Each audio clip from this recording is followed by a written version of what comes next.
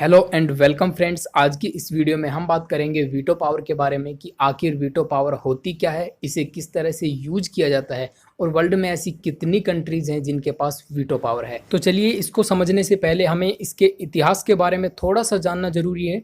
तो रोम के जो प्राचीन अधिकारी हुआ करते थे वो इस वीटो पावर का इस्तेमाल करते थे। कहा जाता है कि जब सरकार का कोई फैसला होता था और वो वहाँ के अधिकारियों को पसंद नहीं आता था तो वो उनको नेग्लेक्ट कर सकते थे, उनको मना कर सकते थे। तो इसी तरह से वर्तमान में भी वीटो पावर का यूज किया जाता है। दोस्तों, वीटो एक लैटिन भाषा का शब्द है जिसका बेसिकली मतलब होता है मैं अनुमति नहीं देता, मतलब कि I do not allow. UNSC के अंदर कुल 15 देश आते हैं, जिनमें से 5 देश ऐसे हैं जो स्थायी हैं, जिनको ये वीटो पावर मिली हुई है, और बाकी के जो 10 देश हैं वो नॉन परमानेंट हैं या फिर अस्थायी हैं। यूएनएससी की फुल फॉर्म होती है यूनाइटेड नेशन सिक्योरिटी काउंसिल। इसी के अंडर में ये 5 देश आते हैं जिनको वीटो पावर मिली हुई है। अब देखिए वो देश कौन कौन से हैं। Number 1 country China, number 2 France, number 3 Russia, number 4 United Kingdom and number 5 United States of America. यही वो 5 कंट्रीज़ हैं वर्ल्ड के अंदर जिनको वीटो पावर मिली हुई है। तो जैसा कि मैं आपको पहले ही बता चुका हूं कि वीटो पावर का मतलब होता है कि ये सरकार के किसी भी फैसले को रोक सकते हैं। तो यही वो 5 कंट्रीज़ हैं जो कि यूनाइटेड नेशन के द्वारा दिए गए किसी भी आदेश को, किसी भी फैसले को रोक सकते हैं। तो चलिए इसको एक इजी वे में एक एग्जाम्पल से समझते हैं। तो यहाँ पर मैं एग्जाम्पल लेने वाला हूँ मसूद अजहर का, जो कि पाकिस्तान का एक टेररिस्ट है। यह वही मसूद अजहर है जिसको मुंबई हमले का मास्टरमाइंड माना जाता है। तो इंडिया चाहता था कि मसूद अजहर को विश्व भर में आतंकवादी घोषित किया जाए, यानी कि ग्लोबल टेररिस्ट की श्रेणी में इसको रखा जाए, लेकिन चाइना ने ऐसा नहीं होने दिया। बाकी सभी देश इसके लिए अनुमति दे चुके थे, लेकिन चाइना जो है उसने इसके लिए अनुमति नहीं दी, और इसी वजह से मसूद अजहर को ग्लोबली टेररिस्ट घोषित नहीं किया जा सकता। तो इस तरह से कोई भी देश वीटो पावर का यूज कर सकता है। बिल्कुल इसी तरह से अगर कोई भी कंट्री किसी भी फैसले पर वीटो पावर का यूज करती है तो उस फैसले को वहीं पर निरस्त कर दिया जाता है। इसके अलावा अगर किसी भी फैसले पर 3 बार वीटो पावर का यूज कर लिया जाता है तो उस फैसले को बिल्कुल निरस्त कर दिया जाता है, बिल्कुल खत्म कर दिया जाता है। तो चलिए अब जानते हैं कि अगर कोई देश वीटो पावर लेना चाहता है तो वो किस तरह से ले सकता है, इसके लिए क्या कुछ क्राइटेरिया है। अब ऐसा बिल्कुल नहीं है कि जो कंट्री वीटो पावर की डिमांड कर रहा है उसे वीटो पावर मिलेगी ही मिलेगी।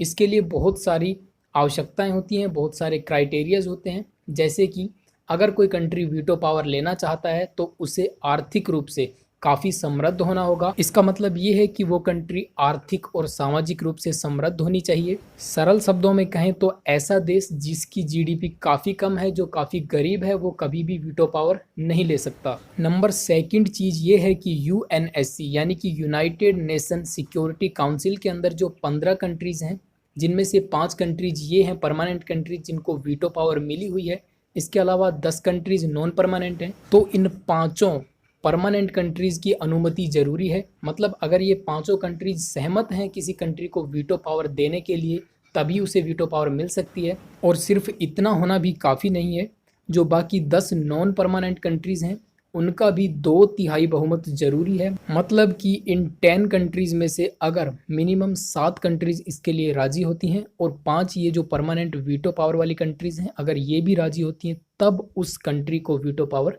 दी जा सकती है। अब जैसा कि इंडिया वाले केस में है कि बाकी सभी कंट्रीज ने इंडिया को वीटो पावर देने के लिए सहमति दे दी है, लेकिन चाइना एकमात्र ऐसी कंट्री है जो कि इसके लिए परमिशन नहीं दे रहा है। इसी वजह से इंडिया वीटो पावर नहीं बन पा रहा। जिस दिन चाइना ने इंडिया को वीटो पावर के लिए सहमति दे दी, उसी दिन इंडिया वीटो पावर में शामिल हो जाएगा। तो चलिए अब जान लेते हैं कि वीटो पावर का यूज किस कंट्री ने कितनी बार किया है और सबसे पहले वीटो पावर का यूज कब किया गया था। 1920 में लीग ऑफ नेशंस की स्थापना के बाद ही वीटो पावर वजूद में आया था। उस समय लीग काउंसिल के स्थायी और अस्थायी यानी कि परमानेंट और नॉन परमानेंट सभी प्रकार के सदस्यों के पास वीटो पावर थी। 16 फरवरी 1946 को सोवियत समाजवादी गणराज्य संघ, जिसको यूएसएसआर के नाम से जाना जाता था, ने पहली बार वीटो पावर का इस्तेमाल किया था। मतलब वीटो पावर का इस्तेमाल पहली बार 16 फरवरी 1946 को किया गया था। इसे आप जरूर याद रखना। अब देखिए सबसे ज़्यादा बार इसका इस्तेमाल किया है रूस ने, जो कि टोटल 141 बार किया गया है। इसके बाद सेकंड नंबर पर आता है यूनाइटेड स्टेट्स ऑफ अमेरिका, जिसने कुल 83 बार यानी कि 83 बार वीटो पावर का यूज किया है। यूएसए द्वारा पहली बार 17 मार्च 1970 को वीटो पावर का यूज किया गया था। यूनाइटेड किंगडम ने कुल 32 बार अब तक इसका यूज किया है। इसके बाद चौथे नंबर पर आता है फ्रांस, जिसने कुल 18 बार वीटो पावर का इस्तेमाल किया है। और फाइनल लास्ट नंबर पर आता है चाइना, जिसने अब तक कुल 15 बार वीटो पावर का इस्तेमाल किया है। तो ये थी एक छोटी सी जानकारी वीटो पावर से रिलेटेड। उम्मीद करता हूँ आपको अच्छे से समझ में आ गई होगी और आपके आने वाले कंपटीशन एग्जाम्स में काफ़ी इंपॉर्टेंट साबित होगी। अगर आपको वीडियो अच्छी लगी है तो प्लीज़ इसे लाइक और शेयर जरूर करना। इसके साथ ही आप चैनल को सब्सक्राइब करके बेल नोटिफिकेशन को ऑन कर सकते हो लेटेस्ट अपडेट्स के लिए, और ये बिल्कुल फ्री है।